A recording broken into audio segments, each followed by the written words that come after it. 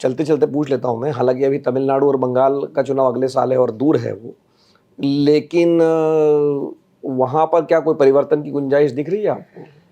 तमिलनाडु में तो नहीं दिख रही है, क्योंकि तमिलनाडु में स्टालिन साहब अपने वोट शेयर पे अभी तक बैठे हैं और विपक्ष बुरी तरह बटा हुआ है। मतलब वहां पे भाजपा एक्चुअली में लोकसभा चुनाव के इंटेंशन में एआईएडीएमके से ज्यादा मजबूत दिख रही है, लेकिन विधानसभा में उल्टा है। और कैप्टन विजय जो है, विजय साहब अपना थिरुथलपति विजय पूरा जो उनके बुलाते हैं, वो उन्होंने अपने हिसाब से एक एंट्री मार रखी। तो विपक्ष इतना बट रहा है कि डीएमके को अभी तात्कालिक कोई समस्या आएगी नहीं।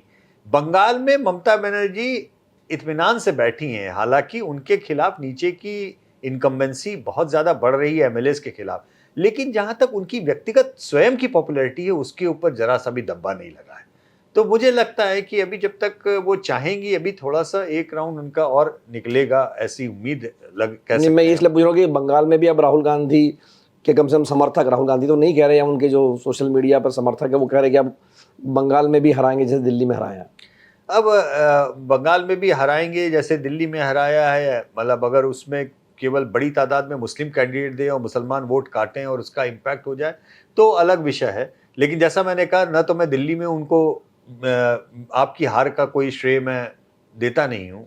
मुझे लगता नहीं कि वो अरिथमेटिकली या बोलें एनालिसिस के लिए ठीक है, लेकिन कोई कांग्रेस के कारण आप हारी, ये मैं नहीं मानता हूँ। दीदी के लिए परेशानी का सबब बनेगा अगर वैसा कुछ होता है तो, लेकिन चुनाव रोचक होगा, चुनाव बड़ा होगा, देखना होगा। एक और आसाम भी है राज्य जो अगले साल चुनाव में जाएगा, और आसाम में तो हिमंता बिस्वा शर्मा मुझे लगता है कि अभी फिलहाल जितनी मजबूती के साथ में बैठे हैं, गौरव गोगोई ने कोशिश की है, अपनी सीट जीते हैं, ये बड़ी बात है।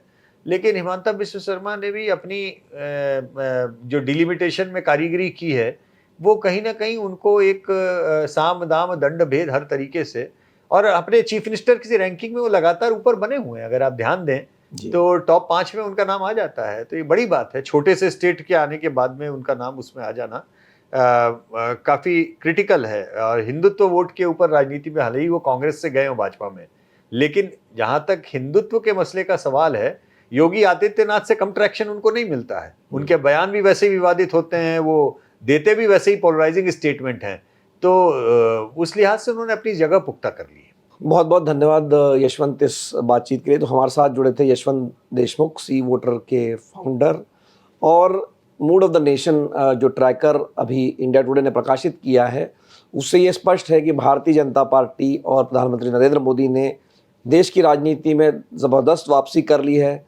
विपक्ष और ख़ास करके कांग्रेस पार्टी को जो एक एडवांटेज मिलता दिख रहा था, वापसी की जो उम्मीद दिख रही थी, वो पिछले 6-7 महीनों में मध्यम पड़ गई है, बल्कि बुझने के तरफ बढ़ गई है। लेकिन राजनीति में या जीवन में कोई चीज़ परमानेंट नहीं होती है।